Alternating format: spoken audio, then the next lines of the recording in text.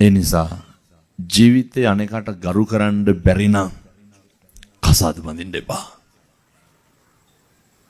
අනේකට ඇහුම්කම් දෙන්න බැරි නම් කසාද බඳින්න එපා. අනේක පිළිගන්න කැමති නැත්තම් දැන් ඔය ගෙවල් කවදාවත් හොඳක් කියනවද? ගෙවල් වල අගය කිරීමක් තියනවද? ගෙවල් වල ඇගීමක් තියනවද? කිසි දෙයක් නැහැ.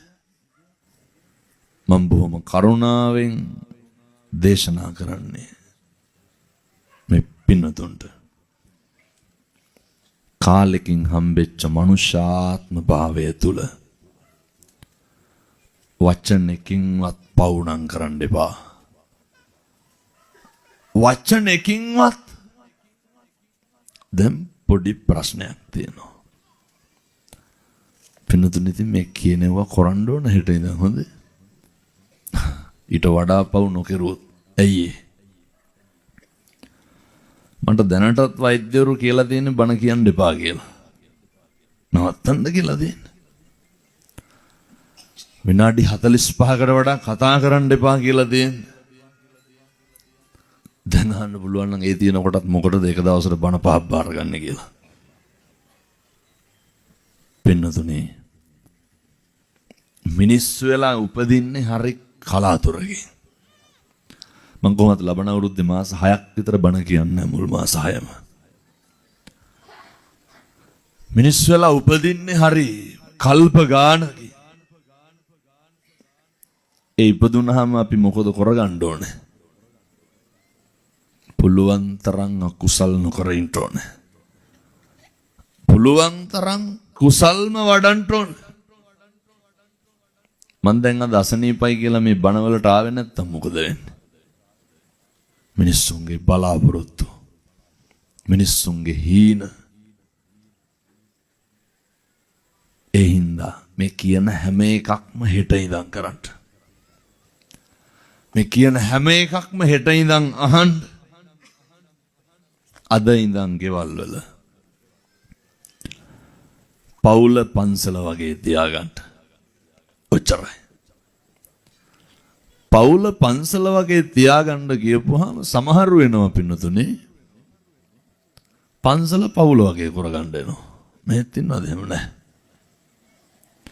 ආපුවාම මෙව්ව ගානේ ඇවිදිනවා කිසි ලැජ්ජාවක් නැහැ. හොරින් ගන්න පන්සලට ඇවිල්ලා ලැබුම් ගෙවල් අස්සේම. මෙහෙනම් එහෙම නැතුවේ සමහරට. තට්ටු බට්ටු මොකවත් නැහැ. ඇතුළට යනවා කඩාන බිඳ. සමහරව ඉන්නවා මේ වගේ අයිතිකාරයෝ වගේ ඉන්න. මෙහි අර මරණාධාර සමිතිය හරමේ තියනවද නැහැ? ඔය මරණාධාර සමිතිය දායක සභාව. ඔය වගේ සභාපතිලා ඉන්නවා පින්නතුනේ මගේ අම්මෝ දිසාපතිලා වගේ ඉන්නේ. ඒක නම් ඇත්තලු මං හිතුවේ මෙහෙම නැතුව ඇති කියලා. කල්ලාරි දන්න ගල් භාගයකින්වත් යනකොට වාහනේට ඔය පුදුම ගෙම්පර් එකක් නේද? සමහර කොල්ලොන්ගෙන් අහනවා මොකද පන්සල් යන්නේ නැත්තේ? කොල්ලෝ කියන ආමතුරු අරුන් ඉන්නකම් අපි යන්නේ නැලු. ඒවලු මුල් වෙලා කරන්නේ ඒවුන්ට ඔව්වම තමයි කියන්නේ. මේ දහම් පාසලක් තියනවද? මේ පොරාල්නවද ශිෂ්‍යනායක වුණා මේ පැති වල නැතුවද? සමහර දහම් පාසල් තියෙනවා. ඔය මම අර මේ පන්සල් පවුල් වගේ කරන්න එපා කියන්නේ මේ කියන්නේ නැත්තම් මට මේක අදාළ නැහැ. දහම් පාසල් එන්නේ දරුවන් නිමෙන්නනේ නේ. බැරි වෙලාවත් අර තරඟ තියනව නේද? ඕකට දැම්මේ නැත්තම් එහෙම. මම කියන විදිහටම කියන්නේ. අර දහම් පාසලට ගුරුවරු වෙනවනේ උගන්වන්න. මිනිස්සු ස්වේච්ඡාවෙන් හරි කැමැත්ත ඒකම පින්නදින ලෝකේ තියෙන එකම ස්වේච්ඡා සේවාව ඕකනේ. මොකද්ද? කැමැත්තෙන් ඇවිල්ලා උගන්වන්නේ මොකේද? ලෝකේ මොන ඉස්කෝලේද එහෙම කරන්නේ? ළමයා තරඟට දැම්මේ නැත්නම් එහෙම කියනවා එවුන්ට ඕනේ එවුන්ලු දාගෙන තියෙන්නේ.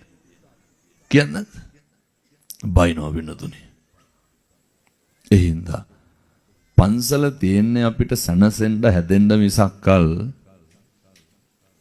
ඔය ඇරියස් කවර් කරන්න එහෙම නෙමෙයි හොඳේ. සමහර මිනිස්සු කියනවා පන්සලට ගියපුවාම හාමුදුරුවෝ කතා කරන්නේ නැලු අපිත් එක්ක.